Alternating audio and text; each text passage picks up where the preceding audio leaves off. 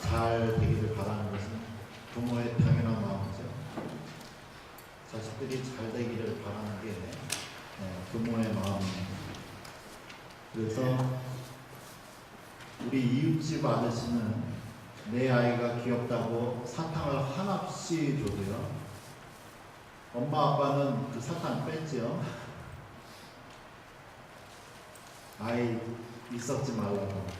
이웃집 아저씨는 사랑한다고 사탕을 많이 줘도 진짜 부모는 사탕 뺐습니다. 아이 잘. 그래서 가끔가다 우리 아이들이 이웃집 아저씨가 친아버지 같지요. 잘해주니까. 친부모는 정말 아이가 잘 되도록 잔소리도 하고 나쁜 소리도 하지만 결국에 이 아이 내 아이니까 복 받으라고 잘 되라고 그렇게 합니다. 우리 하나님 아버지도 하나님의 자녀인 우리가 잘 되기를 바라는 마음에서, 우리가 복 받기를 바라는 마음에서 어떻게 하면 우리가 복을 받을 수 있을까? 성경 전체에서 말씀을 하시죠. 우리 생각에는 돈을 쓰지 않고 모으면 모을수록 돈이 모여질 것 같습니다. 그런데 하나님은 돈을 그렇게 모이는 게 아니다. 오늘 본문 함께 우리 읽어보죠. 있습니다. 흩어 부재하여도 더욱 부하게 되는 일이 있나니 과도히 아껴도 가난하게 될 뿐이니라. 부재를 좋아하는 자는 풍족하여질 것이요 남을 윤택하게 하는 자는 자기도 윤택하여지리라. 이게 말이 성경은요, 나누어주면 부하게 되고 자신도 윤택해진다 말을 하고 있습니다. 하나님의 방법은 참 이상해서 나누어주면 더 많이 돌아온다 말씀하고 있습니다. 2014년도의 마지막 주일을 또 맞이하면서 성경에 나타난 구약 성경과 신약 성경에 정말 다른 사람을 도와줬더니 자기도 살고 다른 사람을 윤택하게 했더니 나도 윤택해진 경우 많이 있지만 몇 개 하지만 보죠. 첫 번째로 보고 싶은 사람은 다윗입니다. 구약 성경에 사무엘이라는 책에 보면 다윗이 나오죠. 그가 왕의 사위였습니다. 사울 왕의 사위였지만 장인어른의 질투로 쫓겨나고 도망다니게 될 때 약 600명이 그를 쫓아다니고 있습니다. 그리고 더 이상 이스라엘 사울의 통치하에 있는 땅에 살 수가 없어서 적국에 망명을 가게 됩니다. 적국을 위해서 싸우게 되죠. 그날도 600명의 남자가 적국에 도와서 싸우고 집에 돌아왔더니 그들의 아내들과 자녀들이 아말렉 족속이라는 사람들에 의해서 다 납치됐습니다. 재물들은 다 빼앗아 나갔고요. 이때 다윗이 어떻게 할까 하나님과 기도하고 나아갑니다.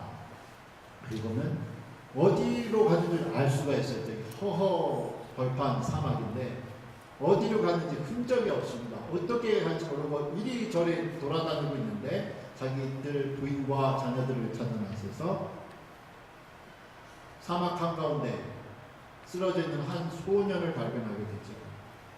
성경에 보니까 이집트 소년이라고 했습니다. 지금 내 갈 길도 바쁜 상황입니다. 내 부인, 내 자녀들 무슨 일 더 생기기 전에 빨리 가서 어디든지 여기저기 알아보아야 될 그 상황에서 다윗이 어떻게 했는가? 이 쓰러져 죽어가는 이스라엘 사람도 아닌 이집트 소년, 성경에 이렇게 말씀하고 있지요. 우리가 들에서 애국 사람 하나를 만나 그를 다윗에게로 데려다가 떡을 주어 먹게 하며 물을 마시게 하고 그에게 무화과 뭉치에서 뗀 덩이 하나와 건포도 2송이를 주었으니 그가 밤낮 사흘 동안 떡도 먹지 못하였고 물도 마시지 못하였습니다. 3일 동안 마시지도 못하고 굶었어요. 그가 먹고 정신을 차리매 다윗이 그에게 이르되 너는 누구에게 속하였으며 어디서 왔느냐 하니 그가 이르되 나는 애굽 소년이요 아말렉 사람의 종이더니 사흘 전에 병이 들매 주인이 나를 버렸나이다. 아말렉 들어보셨죠? 방금 전에 다윗의 여자 아내들 모든 600명의 아내들과 자녀들을 빼앗아간 족속이 아말렉 족속. 이 사람들이 지금 다윗이 없는 틈을 타서 모든 아내들과 자녀들과 재물을 훔쳐가지고 탈취하고 가다가 그 중에 일행이었던 이 아이, 아픈 아이가 있으니까 아픈 종을 버려두고 갔습니다. 주인도 종을 아프니까 귀찮으니까 버린 이 상황에서 다윗이 자기 사람들, 자기 아내들과 자녀들을 찾아 나서기 위해서 지금 한시가 급한 이 상황에서 모든 걸 멈추고 죽어가는 이 아이 먹여주고 매시게 하니까 살려주니까 어떻게 됩니까? 성경 계속 읽어보니까 이 아이가 얘기하죠. 내가 당신들의 가족들을 데리고 간 아말렉 사람들이 지금 어디 있는 줄 아냐. 그래서 쉽게 내비게이션 없이 GPS 없이 이 첩자가 얘기해서 허벌판 사막에서 쉽게 해서 자녀들을 가족들을 다시 찾아오게 됩니다. 다윗이 자기도 급했습니다. 한시도 급했습니다. 그러나 지금 당장 위험에 처한 죽어가는 아이를 살려줍니다. 뜻하지 않게 하나님께서 귀한 복을 내려주셔서 이 종도 살고 다윗 그리고 그의 가족들도 다 살게 되었습니다. 또 다른 구약의 한 예를 보지요. 엘리야 선지자를 봅니다. 엘리야 선지자가 하나님의 말씀을 듣지요. 이스라엘 나라가 하도 하나님의 말씀을 안 듣고 마음대로 사니까 하나님께서 벌을 내립니다. 이스라엘에게 이 사람 엘리야를 통해서 하신 말씀이 하나님이 말씀하시기 전까지는 엘리야를 통해서 말씀하시기 전까지는 비도 이슬도 없다. 먹고 살 게 없게 됩니다. 그런 얘기를 하다 보니까 피해가 엘리야 자신에게도 오죠. 자신도 이제 먹고 마실 게 없습니다. 그때 하나님께서 사르밧이라는 동네, 이스라엘 땅 아닌 외국인데 이 외국 여인 특별히 보니까 과부였다. 남편을 먼저 잃고 자식 하나 있는데 먹을 것도 없는 이 여인에게 통해서 하나님께서 엘리야를 먹이실 계획을 하셨다. 같죠? 성경에 보니까 이 여인이 이제 남은 밀가루 얼마 그리고 밀가루 반죽할 수 있는 구워서 빵을 먹을 수 있는 기름 얼마 남겨놓고 나가서 들판에 나가서 나무 구하고 있습니다. 땔감 구해서 이제 마지막으로 먹고 죽을 계획하고 있는 이 여인에게 엘리야가 나타나서 하나님께서 하라고 하신 말씀을 하지요. 염치도 없이 이런 말을 하나님께서 시켰다면서 열왕기상 17장 13절 14절에 하고 있습니다. 엘리야가 그 여인에게 이르되 두려워하지 말고 가서 내 말대로 하려니와 먼저 그것으로 나를 위하여 작은 떡 1개를 만들어 4개로 가져오고 그 후에 너와 내 아들을 위하여 만들라.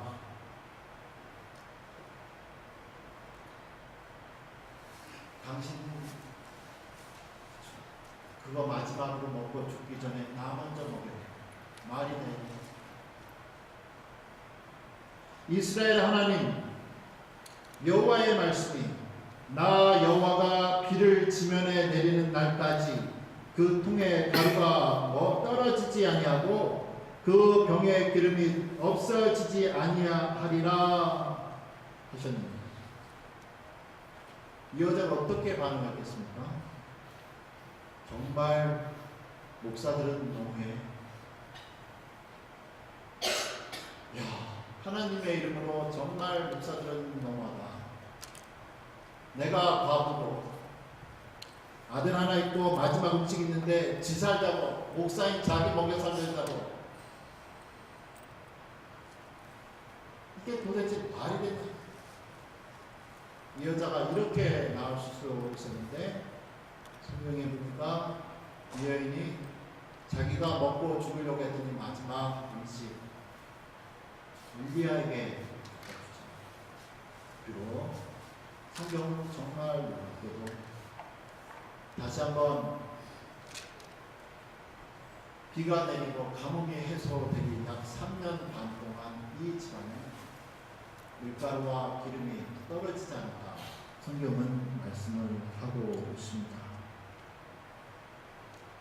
세 번째 보는 미래는 신약 성경에 있습니다. 신약 성경에 가보니까 예수님 시대에 이스라엘 사람이 아닌 로마 군인의 주인공으로 나옵니다. 이 로마 군인이 사랑하는 하인이 죽을 병에 걸리게 되죠. 그가 비록 로마 군인이었지만 그가 어머니께 예수님께 사람을 보내서 자기의 종 살려달라고 하는 내용이 있습니다. 근데 자기는 로마 사람이고 예수님은 이스라엘 사람이니까 아니면 그날 바빠서 그랬는지 본인이 어떻게 됐는지 모르겠지만 차마 예수님 앞에 나가서 구해 주십시오라고 얘기를 하죠. 그러면서 이스라엘의 장로들을 보냈습니다. 예수님한테 이 아이를 살려달라고 대신 말씀을 전해주세요. 장로들이 어떻게 이 사람에 대해서 로마 군인에 대해서 이야기하냐면 누가복음 7장 4절과 5절에 이에 그들이 예수께 나와 간절히 구하여 이르되 이 일을 하시는 것이 이 사람에게는 합당하니라. 장로들이 하는 말, 이 사람 기도 들어줘야 됩니다. 왜? 그가 우리 민족을 사랑하고 또한 우리를 위하여 회당을 지었나이다. 외국인인데 이스라엘 나라, 자기 로마 서국에 있는 이 사람들의 종교의 자유를 존경하고 하나님을 두려워하는 마음으로 혼자 자비로 교회를 지었습니다. 이런 사람 도와줘야 됩니다. 너무 착하지 않습니까? 그리고 예수님이 가서 도와주려고 하니까 사람을 또 보냈죠. 예수님 굳이 오실 필요 없습니다. 말씀만 들어오셔서 하셔도 집에 있는 종이 나을 것 같습니다. 예수님이 놀라셨습니다. 이스라엘 중에도 이만한 믿음을 보지 못합니다. 예수님을 감동시키셨던 이 로마 사람, 하나님을 사랑했더니 그가 우리에게 하나님이 주셨지요. 또 다른 한 예가 신약 성경에 나오고 있습니다. 사도행전 10장에 나오죠. 고넬료라는 사람이 나옵니다. 고넬료라는 사람이, 이 사람도 역시 로마 군인인데 이스라엘 사람이 아니었습니다. 그가 천사를 통해 계시를 받고 그 베드로를 통해서 세례를 받습니다. 이 고넬료와 그의 가정이 교회사에서 볼 때, 교회 역사에서 볼 때 최초로 유럽 지역에서 기독교인이 된 가정, 이 사람들이었습니다. 어떻게 해서 많고 많은 사람들이 있었을 터인데 하나님이 왜 고넬료의 가정을 유럽 최초의 세례를 받고 기독교인이 되는 복을 더하십니까? 사도행전 10장 2절과 4절에 그에 대해서 이렇게 말을 하고 있습니다. 그가 경건하여 온 지방과 더불어 하나님을 경외하며 백성을 많이 구제하고 하나님께 항상 기도하더니 두 개 했습니다. 백성을 많이 구제했고 하나님 항상 기도했다. 하루는 제 9시쯤에 환상 중에 밝게 보내 봄에 하나님의 사자가 들어와 그에게 이르되 고넬료야 하니 고넬료가 주목하여 보고 두려워 이르되 주여 무슨 일이니까 천사가 이르되 내 기도와 구제가 하나님 앞에 상달되어 기억하신 바 되었다. 하나님이 기억하신 것 두 개였습니다. 구제와 기도.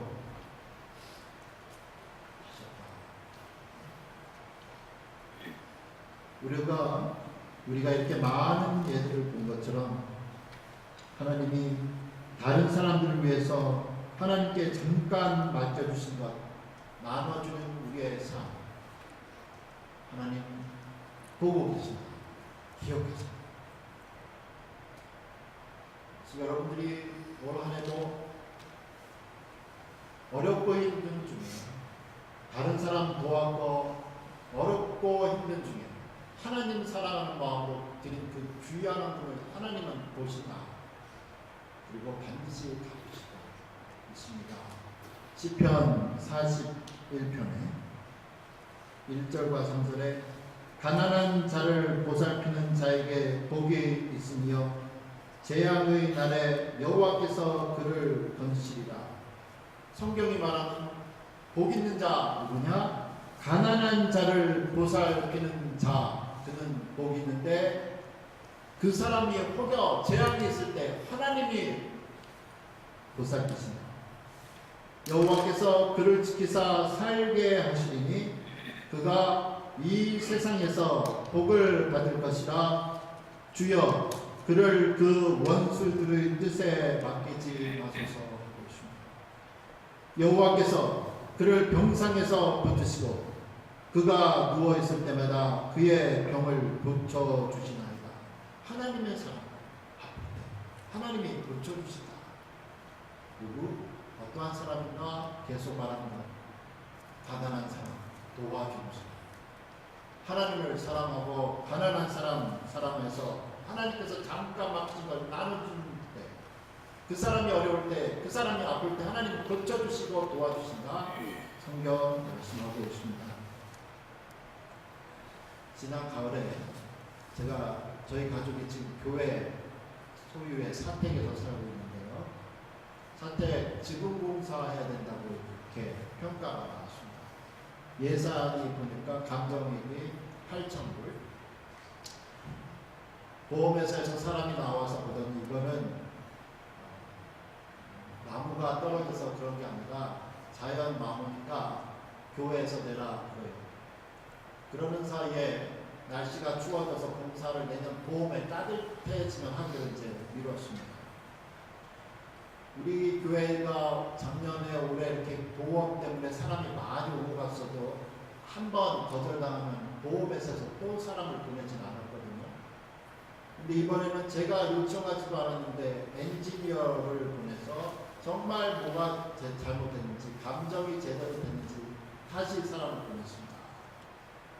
이번에 엔지니어가 와서 보더니 나무가 떨어져서 일수도 있지만 아닌 것 같다. 그래서 돈을 줄 수 없다. 두 번째 감정 결과가 나왔습니다. 그래서 이제 완전히 포기했죠. 그러는 사이에 또 한 번 연락이 왔습니다. 마지막으로 한 번 보내겠다. 속으로 생각했습니다. 아니 전에는 교회에서 한 번 거절당하면 보내지 않았는데 왜 이번에 두 번째, 세 번째 무슨 돈을 우리한테 못 줘서 안 달라는 사람처럼 사람을 계속 보내나. 속으로 보내세요 했죠. 사실 기대는 하나도 안 했습니다. 그냥 도상해보니까 우리 최선을 다했는데 못 주겠습니다. 이 얘기하려고 보내는 줄 알았습니다. 그러는 사이에 우리도 예산 이제 다 예결산 끝나고 교회 살림 끝나고 12월 14일 우리 운영위원회에서 보니까 올해 예산이 얼마 남았는데 약 반 정도에 가까운 금액을 우리 주변에 그리고 선교사님들 구제헌금으로 씁시다 하고 결정을 했습니다. 저는 그때까지도 보험회사 사람이 많았고 언제 올지도 모르는 상황이었는데 월요일날 집에 애들 데리고 집에 3시에 와보니까 사람들이 지금이 한 3-4명 와있어요. 보험회사 두 사람하고 이제 우리 봉사할 사람이 올라갔거든요. 내려왔습니다 하는 말이 허도를 해주겠대요. 그래서 속으로 정말 부들부들 떨었습니다. 우연이었을까? 바로 그 전날 운영위원회에서 남은 예산의 약 반 정도는 가난하고 힘든 사람들, 선교사님들 구제하고 씁시다 하고 결정을 했더니 거의 그 금액에 거의 비슷한 금액이 보험에서 커버가 됩니다.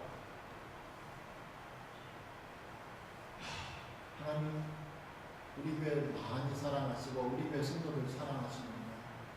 작년에도 예산 남은 거에 반 25,000불 구제 헌금으로 우리가 돌렸더니 하나님께서 자연재해 일으키셔서 우리는 되게 죽었지만 1월달에 에어컨 동파돼가지고 무료로 거의 25,000불에 가까운 에어컨 공사도 보험회사에서 공짜로 해주고 올해도 또 우리가 바르겠습니까? 하나님께서 바르게 해주시는구나.